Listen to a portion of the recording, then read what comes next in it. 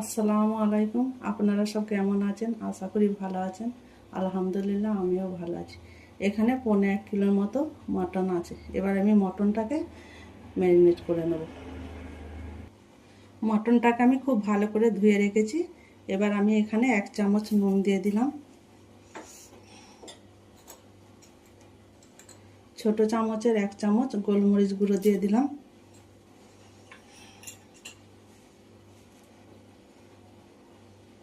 আর 1 চামচ কাশ্মীরি লঙ্কার গুঁড়ো দিয়ে দিলাম,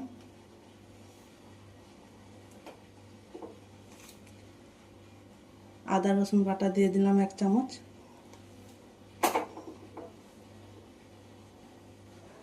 আর আমি এখানে সর্ষের তেল আমি 2 চামচ দিয়ে দিলাম।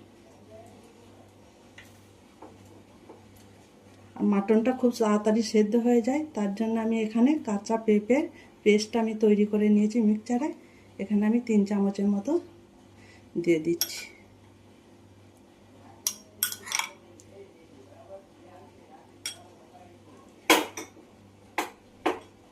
এবার আমি সমস্ত মশলা খুব ভালো করে মাটনের মধ্যে মাখিয়ে নেব।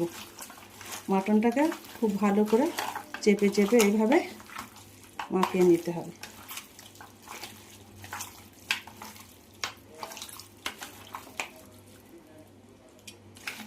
যত ভালো করে মাটনটা মাখা হবে, খেতে তার টেস্টটা ততই বাড়বে।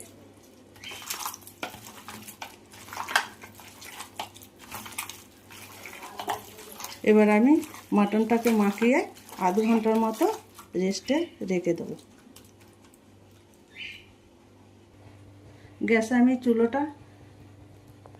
গ্যাসের চুলোয় আমি কড়াটা বসিয়ে দিয়েছি। এবার কড়াটা গরম হয়ে গেছে। এখানে আমি 1 বাটি সাদা তেল দিয়ে দিলাম মটনটা রান্না করার জন্য। তেল গরম হয়ে গেছে। এখানে আমি 4টা এলাচ নিয়েছি, লবঙ্গ নিয়েছি 4টা, একটা দারচিনির টুকরো, একটা তেজপাতা, একটা স্টার ফুল আমি তেলের মধ্যে দিয়ে দিলাম।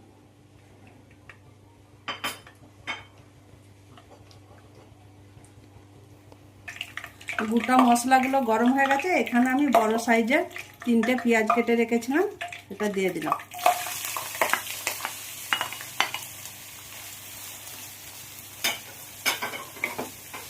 এবার আমি খুব ভালো করে পেঁয়াজটা লাল লাল করে ভেজে নেব। মটন কষার জন্য পেঁয়াজটা ঠিক এভাবে ভেজে নিতে হবে।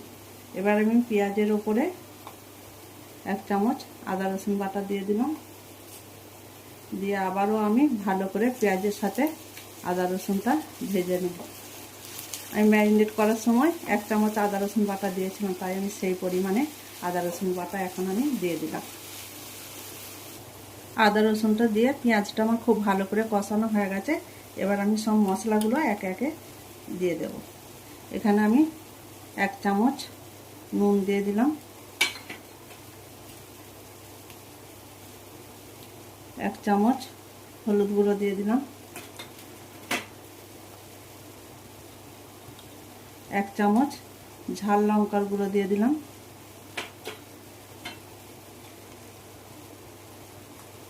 1 চামচ ধনে গুঁড়ো দিয়ে দিলাম,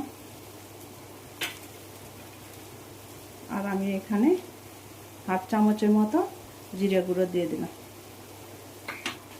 যেন সমস্ত মশলা ভালো করে কষিয়ে নেব, মশলাটা ধরে না যায়, তার জন্য আমি এখানে একটুখানি পানি দিয়ে দিলাম।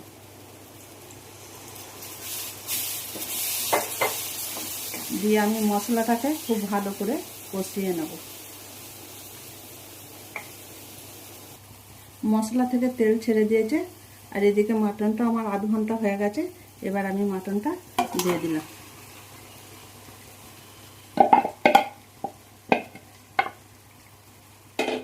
এবার আমি মাটনটা মশলার সাথে খুব ভালো করে 5 মিনিট ধরে কষিয়ে নেব।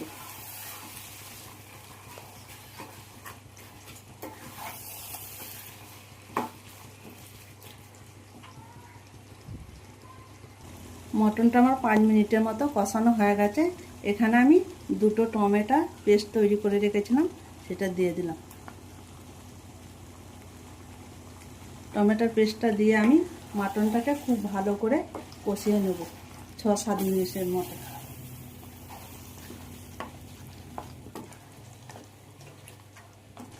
টমেটোর পেস্টটা দিয়ে মাটনটা আমার 10 মিনিটের মতো কষা হয়ে গেছে। এবার আমি এখানে গরম পানি নিয়েছি, ছোট কাপের 1 কাপের মতো আমি দিয়ে দেব। দিয়ে আমি মটনটাকে আর একবার খুব ভালো করে নাড়াচাড়া করে নেব।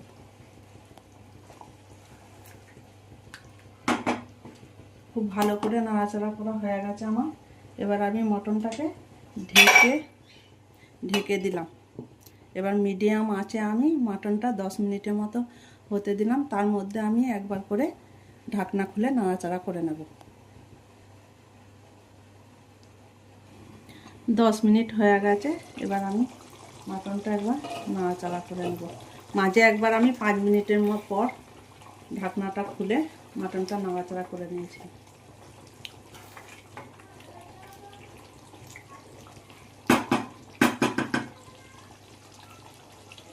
আবারও আমি মাটনটা ঢাকা দিয়ে দিলাম।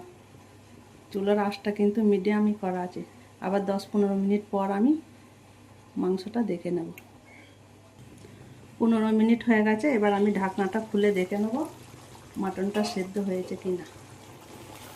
এই দেখুন বন্ধুরা, মাটন আমার খুব ভালোভাবে সেদ্ধ হয়ে গেছে। এবার আমি মাটনের মধ্যে 1/2 চামচ গরম মশলা গুঁড়ো দিয়ে দিলাম, আর একটুখানি ধনে পাতা কুচিয়ে রেখেছিলাম সেটা ছড়িয়ে দিলাম।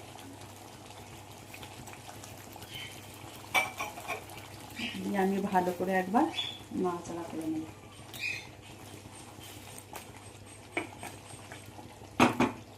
নুন ঝালটা ঠিকই আছে, আপনারা আপনাদের মতো দেবেন।